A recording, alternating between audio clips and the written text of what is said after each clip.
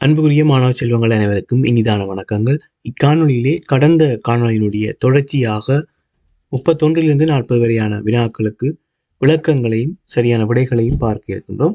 கடந்த காணொலியிலே தொடர்ச்சியாக இந்த காணொலி அமையும். 31வது வினா, கமலன், தங்கை, அம்மா, அப்பா ஆகிய 4வரும் ஒரு வீட்டில் வசித்தனர். கமலன் வீட்டுக்கு வந்த குமரன், உனது தங்கையின் வயது என்ன என வினவிய போது கமலன் கீழ்கண்டவாறு கூறினான். எனது வயதின் அரைவாசி தங்கையின் வயதாகும். தங்கையின் வயதின் 6 மடங்கு அம்மாவின் வயதாகும். அம்மாவின் வயது அப்பாவின் வயதிலும் 6 வயது குறைவாகும். அப்பாவிற்கு வயது 42. இங்கே அப்பாவினுடைய வயது தரப்பட்டிருக்கிறது. ஆகவே இந்த வயதில் இருந்துதான் நாங்கள் தங்கையினுடைய வயதை பார்க்க போகின்றோம். வினாவானது தங்கையின் வயது யாது என்பதுதான். ஆகவே அப்பாவினுடைய வயது 42, அதே நேரம் அம்மாவின் வயது அப்பாவின் வயதிலும் 6 வயது குறைவு. எனவே 42லிருந்து 6 குறைக்கின்ற போது அம்மாவினுடைய வயது எங்களுக்கு கிடைக்கும். அதன் மூலம் அம்மாவினுடைய வயது 36 என்பதை எடுத்துக்கொள்ளக்கூடியதாக இருக்கும். அதே நேரம் தங்கையின் வயதின் 6 மடங்கு அம்மாவின் வயதாகும். தங்கையினுடைய வயது அந்த வயதினுடைய 6 மடங்காக அம்மாவுடைய வயது காணப்படுகின்றது. இதிலிருந்து நாங்கள் நேரடியாக தங்கையின் வயதை பார்க்கக்கூடியதாக இருக்கும். ஏனெனில் அம்மாவினுடைய வயது 36 என இங்கே எடுத்திருக்கின்றோம். 36 6ஆல் வகுக்கின்ற போது 36 6ஆல் வகுக்கின்ற போது தங்கையினுடைய வயது எங்களுக்கு நேரடியாக கிடைக்கும். ஏனெனில் தங்கையின் வயதின் 6 மடங்கிலே அம்மாவின் வயது காணப்படுகின்றது. எதிர்மாறாக பார்க்கின்ற போது அம்மாவின் வயதினை 6ஆல் வகுக்கின்ற போது தங்கையினுடைய வயது கிடைக்கும். எனவே தங்கையினுடைய வயது 6. அடுத்த வினா, மாலா குமரனை பார்த்து, நீங்கள் என்னுடைய பாட்டனின் ஒரே பிள்ளையான கண்ணனின் மகன் என்று கூறினான் எனின் குமரனுக்கு மாலா என்ன உறவு முறையாகும்? மிக இலகுவான ஒரு உறவு முறை சார்ந்த வினா. மாலா குமரனை பார்த்து, நீங்கள் என்னுடைய பாட்டனின் ஒரே பிள்ளையான கண்ணனின் மகன். எனவே மாலாவும் இங்கே கண்ணனுடைய மகளாகவே இருப்பாள். ஏனெனில் மாலாவினுடைய பாட்டன், அந்த பாட்டனுடைய ஒரே ஒரு பிள்ளைதான் கண்ணன் என்கின்ற போது மாலாவிற்கும் கண்ணன் தந்தையாக இருப்பார். ஆகவே கண்ணனுடைய மகன் இங்கே குமரனாக இருக்கின்ற போது மாலாவும் கண்ணனுடைய பிள்ளையாகவே இருக்கப் போகின்றார். ஆகவே குமரனுக்கு மாலா என்ன உறவு முறையாகும் என்பது வினா. சரியான விடை சகோதரன். அடுத்த வினா, பாட்டிக்கும் பாட்டனுக்கும் 3 பிள்ளைகள் உள்ளனர். அவர்கள் மூவரும் திருமணம் செய்துள்ளனர். அந்த 3 குடும்பத்திலும் 4 பிள்ளைகள் வீதம் உள்ளனர். அவர்கள் எல்லோரும் உயிர் வாழ்கின்றனர் எனின் இக்குடும்பத்தில் எத்தனை பேர் உள்ளனர்? முதலாவதாக நாங்கள் இங்கே பார்க்கக்கூடியதாக இருக்கும். பாட்டிக்கும் பாட்டனுக்கும் 3 பிள்ளைகள். அவர்கள் மூவரும் திருமணம் செய்துள்ளனர் எனின் மொத்தத்திலே அங்கே 6 நபர்கள் இருப்பார்கள். அவர்களுடைய பிள்ளைகள் சார்ந்து நான் இப்பொழுது இதிலே வழங்குகின்றேன். பாட்டிக்கும் பாட்டனுக்கும் 3 பிள்ளைகள். அந்த 3 பிள்ளைகளும் திருமணம் செய்தால் மொத்தமாக 6 நபர்கள் அங்கே இருப்பார்கள். 3 பிள்ளைகள், அவர்கள் திருமணம் செய்தவர்கள் மூவர், ஆகவே 6 பேர். 3 குடும்பத்திலும் 4 பிள்ளைகள் வீதம் என்கின்ற போது ஒவ்வொரு குடும்பத்திலும் 4 பிள்ளைகள் இருப்பார்கள். ஆகவே 3 குடும்பத்திற்கும் 4 பிள்ளைகள் வீதம் அங்கே மொத்தமாக 12 பிள்ளைகள் இருக்கப் போகின்றார்கள். மொத்தமாக 12 பிள்ளைகள். அவர்கள் எல்லோரும் உயிர் வாழ்கின்றனர். அவ்வாறாக இருக்கின்ற போது இந்த குடும்பத்தில் எத்தனை பேர்? அதே நேரம் இங்கே நான் பாட்டியும் பாட்டனையும் நான் சேர்க்கவில்லை, இறுதியாக சேர்த்துக் கொள்கின்றேன். 6, 12 பாட்டியும் பாட்டனும் சேர்க்கப்படுகின்ற போது 2 நபர்கள். மொத்தமாக அந்த குடும்பத்திலே 20 நபர்கள் உள்ளனர். அடுத்த வினாவை அவதானித்துக் கொள்ளுங்கள். தரப்பட்ட உருவில் ABC என்பன ஒன்றை ஒன்று ஒத்தவை ஆகும். நிலட்டப்பட்ட பகுதிக்கு தீந்தை பூசுவதற்கு 20 ml தீந்தை தேவைப்படும் எனின் பின்வரும் கூற்றுக்களில் சரியானது எது? இந்த உருவை அவதானித்துக் கொள்ளுங்கள். 3 உருக்களுமே ஒன்றை ஒன்று ஒத்தவை, அதாவது ஒரே மாதிரியாக ஒரே அளவுடைய ஒத்த உருக்களாக காணப்படுகின்றன. அதே நேரம் தனித்தனியாக தரப்படாமல் ஒன்றோடு ஒன்று பிணைந்துள்ளது போல் இங்கே தரப்பட்டிருக்கின்றது. எனவே இலகுவாக நான் இந்த வினாவை அணுகுவதற்கு இந்த உருவை சம பகுதிகளாக உருவிலே காட்டப்பட்டது போன்று சம பகுதிகளாக பிரித்துக் கொள்கின்றேன். தற்போது இந்த உருவை அவதானித்துக் கொள்ளுங்கள். பிரிக்கப்பட்ட அனைத்து பகுதிகளும் சம அளவுடையதாக காணப்படுகின்றது. அதே நேரம் அவற்றில் 2 பகுதிகள் நிலட்டப்பட்டு காணப்படுகின்றது. முதலிலே மொத்தமாக இத்தனை ஒரே அளவான சதுர பகுதிகள் காணப்படுகின்றன என்பதை பார்த்துக் கொள்ளுங்கள். தனித்து நாங்கள் ஒவ்வொரு சதுரங்களாக கணக்கெடுக்கின்ற போது 10 சதுரங்கள் ஒரே அளவாக 10 சதுரங்கள் இங்கே காணப்படுகின்றது. ஒரே அளவுடைய 10 சதுரங்கள், சிறிய சதுரங்கள் இங்கே காணப்படுகின்றன. அவற்றிலே 2 நிலட்டப்பட்டு காணப்படுகின்றன. 2 சதுரங்கள் நிலட்டப்பட்டு காணப்படுகின்றன. அந்த பகுதிக்கு தீந்தை பூசுவதற்கு 20 மில்லிலிட்டர் தீந்தை தேவைப்படும் என தரப்பட்டிருக்கின்றது. அதிலிருந்து தான் நாங்கள் சரியான கூட்டை தெரிவு செய்ய வேண்டும். அவ்வாறாக 2 பகுதிகளுக்கு 2 சிறிய சதுரங்களுக்கு 20 மில்லிலிட்டர் தீந்தை தேவையாக இருக்கின்ற போது ஒரு சிறிய சதுரத்திற்கு 10 மில்லிலிட்டர் தேவையாக இருக்கும். ஒரு சிறிய பகுதிக்கு 10 மில்லிலிட்டர். இதிலிருந்து நாங்கள் வினாவில் தரப்பட்ட கூட்டுக்களை சரியானதை பார்ப்போம். முதலாவதாக அரைவாசி பகுதிக்கு பூசுவதற்கு 50 மில்லிலிட்டர் தீந்தை தேவைப்படும். இதிலே மொத்தமாக 10 கட்டங்கள் இருக்கின்ற போது அரைவாசி 5 கட்டங்களாக இருக்கும். நன்றாக கவனித்துக் கொள்ளுங்கள். ஒரே அளவுடைய 10 கட்டங்கள் இங்கே இருக்கின்றது. தரப்பட்ட உருவை நான் சம பகுதிகளாக பிரித்திருக்கின்றேன். ஒரே அளவுடைய பகுதிகளாக பிரித்திருக்கின்றேன். அவ்வாறு பிரிக்கின்ற போது 10 கட்டங்கள் இங்கே காணப்படுகின்றது. அதிலே அரைவாசி என்கின்ற போது 5 கட்டங்கள் பெறப்போகின்றன. அந்த 5 கட்டங்களுக்கும் பூசுவதற்கு 50 மில்லிலிட்டர் தீந்தை தேவைப்படும் என்று முதலாவது கூட்டு தரப்பட்டிருக்கின்றது. சரியான கூட்டு. ஏனெனில் 10 கட்டங்களில் அரைவாசி 5 கட்டங்களாக இருந்தால் ஒரு சிறிய கட்டத்திற்கு, அதாவது ஒரு சிறிய சதுரத்திற்கு தீந்தை பூசுவதற்கு 10 மில்லிலிட்டர் தேவை. எனவே 5 கட்டங்களுக்கு தீந்தை பூசப்பட வேண்டுமாக இருந்தால் 50 மில்லிலிட்டர் தீந்தை தேவைப்படும். எனவே தரப்பட்ட முதலாவது கூட்டே சரியான கூட்டாக காணப்படுகின்றது. ஏனையவை தவறான கூட்டுகளாக இருக்கும். நீங்கள் செய்து பார்க்கலாம்.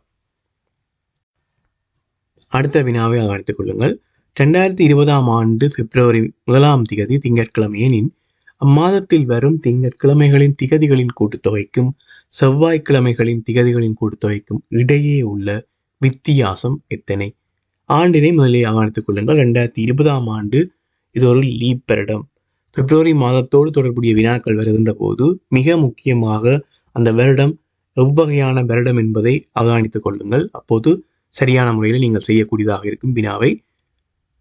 இங்கே தரப்பட்டிருக்கக்கூடிய விடயம் பிப்ரவரி 1 திங்கட்கிழமை. அவ்வாறாக இருந்தால் திங்கட்கிழமைகளுடைய திகதிகளின் கூட்டுத்தொகைக்கும் செவ்வாய்க்கிழமையுடைய திகதிகளின் கூட்டுத்தொகைக்கும் இடையே உள்ள வித்தியாசங்கள்.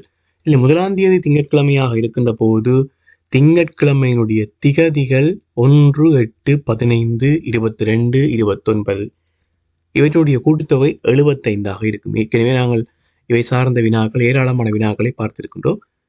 அதே போல இங்கே 2 பார்க்கின்ற போது செவ்வாய்க்கிழமை, 2 செவ்வாய்க்கிழமைகளுடைய திகதி ஒழுங்கானது 2, 9, 16, 23 இருக்கும். 4 தடவைகள் தான் வரப்போகின்றது. செவ்வாய்க்கிழமை 1 5 தடவைகள் வரும். அதற்கான காரணம் இது ஒரு லீப் வருடம். லீப் வருடமாக இருக்கின்ற போது பிப்ரவரியிலே 1 மாத்திரம் 5 தடவைகள் இடம்பெறும்.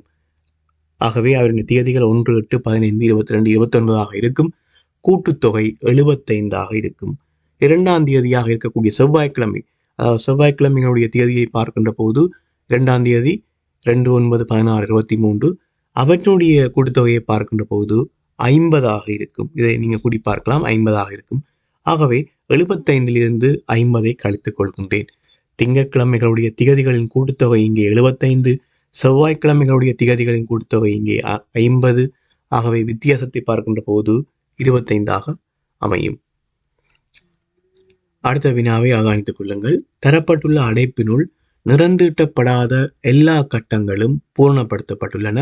24, 4265, 3241, 12 ஆகிய எண்களை முறையே 1 தொடக்கம் 4 வரையான நிறைகளில் இடமிருந்து வலமாகவும் மேலிருந்து கீழாக 4வது நிரலில் 354 எனும் எண்ணையும் குறித்து வலையமைப்பு நிரப்பப்பட்டது எனின் 2வது நிரையில் இடமிருந்து வலமாகவும் 4வது நிரலில் கீழிருந்து மேலாகவும் அமையும் எண்கள் முறையே. தரப்பட்ட தரவுகளை சரியான முறையில் குறித்துக் கொள்ளுங்கள். மேலே தரப்பட்டிருக்கக்கூடிய ஒழுங்கின்படி நாங்கள் பார்க்கின்ற போது 354 என்பது 4வது நிரலிலே மேலிருந்து கீழாக அமைகின்றது. அதே போல ஏனைய இலக்கங்கள் 24, 4265, 3741, 12 இவற்றை இங்கே குறிப்பிட்டது போல ஒழுங்குமுறையிலே, அதாவது 1 தொடக்கம் 4 வரையான நிறைகளிலே ஒழுங்குமுறையிலே முறையே இடம்பெறுகின்றது என்று குறிப்பிட்டிருக்கின்றார்கள். ஆகவே இவ்வாறாக இங்கே நான் படத்திலே காட்டியிருப்பது போன்று இவ்வாறாக இந்த கட்டங்கள் நிரப்பப்பட்டிருக்கும் இந்த எண்களினாலே. இங்கே வினாவிலே ஒரு குறித்த விடயத்தை நீங்கள் அவதானித்துக் கொள்ள வேண்டும். நீங்கள் சரியான முறையிலே கவனிக்காது விட்டால் தவறான விடையை தெரிவு செய்ய வேண்டியிருக்கும். ஏனெனில் 2வது நிரையில் இடமிருந்து வலமாகவும் 4வது நிரலில், நன்றாக கவனித்துக் கொள்ளுங்கள், 4வது நிரலில் கீழிருந்து மேலாக அமையும். கீழிருந்து மேலாக. ஆனால் வினாவிலே மேலிருந்து கீழாக எண் அமையக்கூடிய ஒழுங்குதான் அங்கே தந்திருக்கின்றார்கள் 354. ஆனால் வினாவிலே கீழிருந்து மேலாக அமையும் எண் முறையே என கேட்கப்படுகிறது. ஆகவே அந்த இடத்தை நீங்கள் கவனிக்க தவறுவீர்களாக இருந்தால் தவறாக 1வது விடையை தெரிவு செய்து விடுவீர்கள்.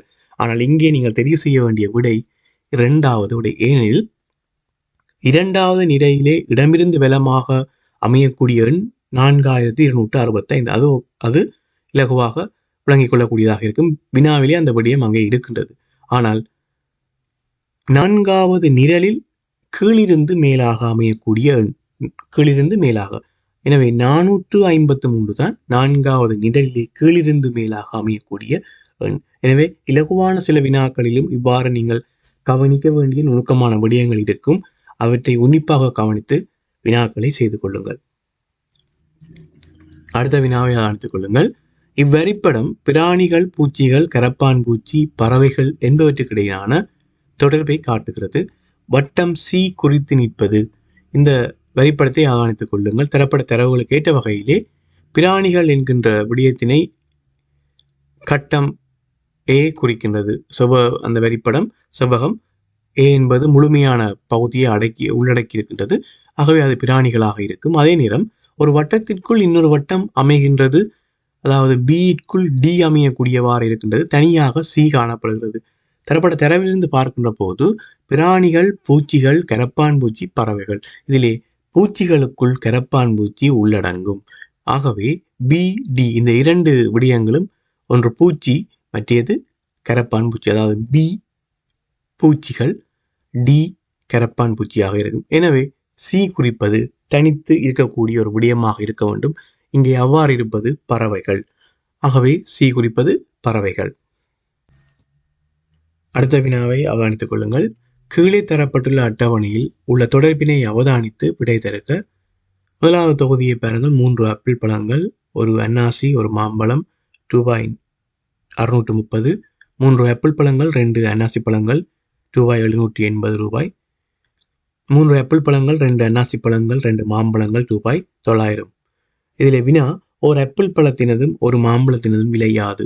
இதிலே 1வது விடயம் அவதானித்துக் கொள்ளுங்கள். இவ்வாறாக பொருட்தொகுதிகள் தரப்படுகின்ற போது, அவருடைய விலைகளும் தரப்படுகின்ற போது, சில வேளைகளிலே வினாவிற்கான விடையை நாங்கள் அதிகளவு நேரம் எடுக்காமல் நேரடியாக பொருட்தொகுதிகளையும் பெருமானங்களையும் பார்த்தே உடனடியாக பார்க்கக்கூடியதாக இருக்கும். சில வேளைகளில் படிமுறையாக நாங்கள் செய்து பார்க்க வேண்டியதாக இருக்கும்.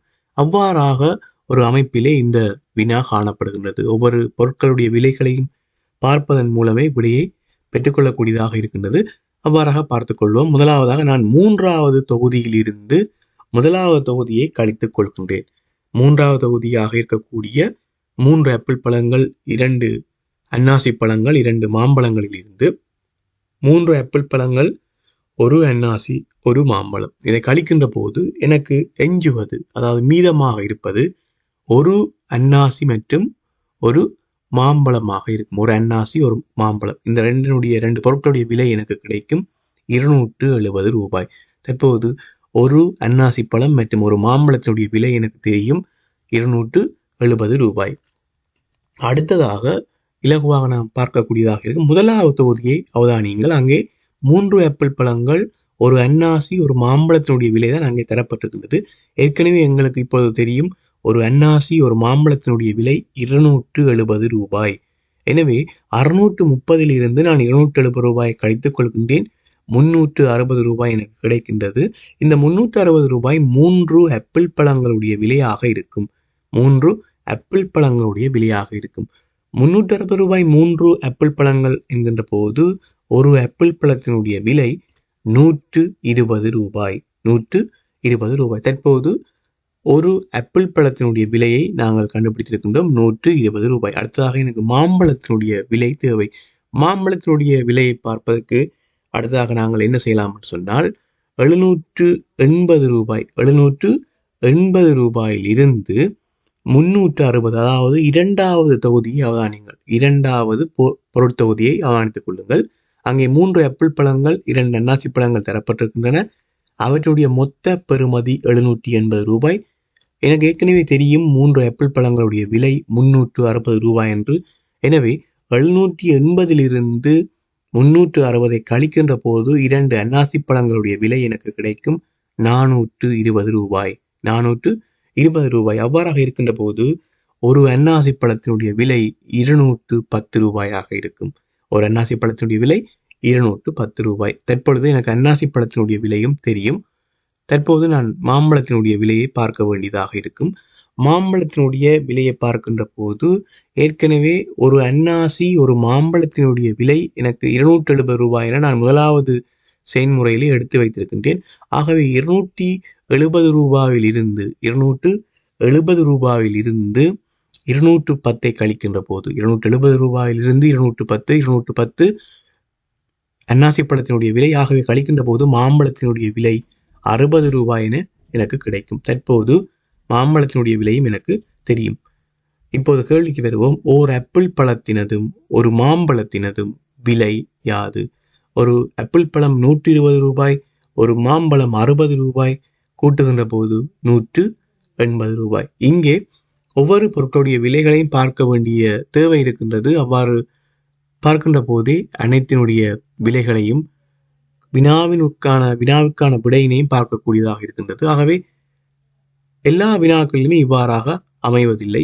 சில வினாக்களில் இலகுவாகவே பொருட்தொகுதிகளை கழித்து அவற்றினுடைய பெறுமதியை கழித்து உடனேயே விலைகளை பார்க்கக்கூடியதாக இருக்கும். ஆனால் இங்கே ஒவ்வொரு பொருட்தொகுதியுடைய விலையையும் நாங்கள் காண வேண்டிய தேவை இருக்கின்றது.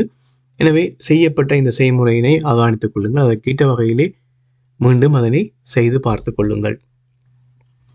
அடுத்த வினாவை அவதானிங்கள். அருகே தரப்பட்டுள்ள உருவானது ஒரே அளவான சிறிய சதுரமுகி குட்டிகளை கொண்டு ஆக்கப்பட்டுள்ளது. இவ்வுருவில் உள்ள சதுரமுகி குட்டிகள் எத்தனை? இதிலே ஒழுங்கற்ற வகையிலே காணப்படுகின்ற போது முதலாவது வரிசையிலே இருக்கக்கூடிய அனைத்து சதுரமுகிகளையும் எண்ணிக்கொள்ளுங்கள். அதன் பின்னர் அடுத்த வரிசையிலே மேலே வைக்கப்பட்டிருக்கக்கூடிய அந்த சதுரமுகிகளை தனித்து எண்ணிக்கொள்ளுங்கள். அவ்வாறாக எண்ணுகின்ற போது எந்தவித தவறும் ஏற்படாது. ஆகவே இதை மொத்தமாக எண்ணி பார்க்கின்ற போது 19 சதுரமுகி குட்டிகள் இங்கே காணப்படுகின்றன. இறுதி வினாவை அவதானித்துக் கொள்ளுங்கள். பருவமழை உரிய காலத்தில் பெய்தமையால் நெற்பயிர்கள் செழித்து வளர்ந்தன. இக்கருத்தினை விளக்கும் சரியான கூற்று. பருவமழை உரிய காலத்தில் பெய்தமையால் நெற்பயிர்கள் செழித்து வளர்ந்தன. முதலாவது கூற்றை பார்ப்போம். நெற்பயிர்கள் செழித்து வளர பருவமழையே காரணமாகும். பருவமழை பெய்யாவிடினும் நெற்பயிர்கள் செழித்து வளரும். நெற்பயிர்கள் செழித்து வளர வளமான மண் வேண்டும்.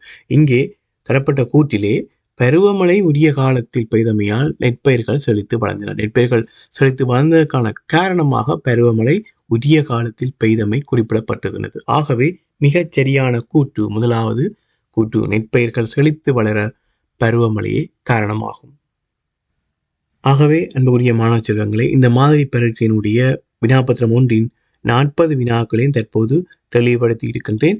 இவற்றை 3 காணொளிகளாக வழங்கியிருக்கின்றேன். 3 காணொளிகளையும் பார்த்து கொள்ளுங்கள். அங்கே இருக்கக்கூடிய கடினமான வினாக்கள் அவற்றுக்கு எவ்வாறான இலகு வழி முறைகளை பயன்படுத்தி விரைவாகவும் அதே நேரம் சரியாகவும் எவ்வாறு விடைகளை பெற்றிருக்கின்றேன் என்பதை பார்த்து கொள்ளுங்கள். இவ்வாறு நீங்கள் கற்றுக்கொண்ட விடயங்களை நீங்கள் செய்ய போகின்ற பரீட்சைகளிலே பயன்படுத்தி கொள்ளுங்கள். மீண்டும் இன்னொரு காணொளியை சந்திக்கின்றேன். நன்றி.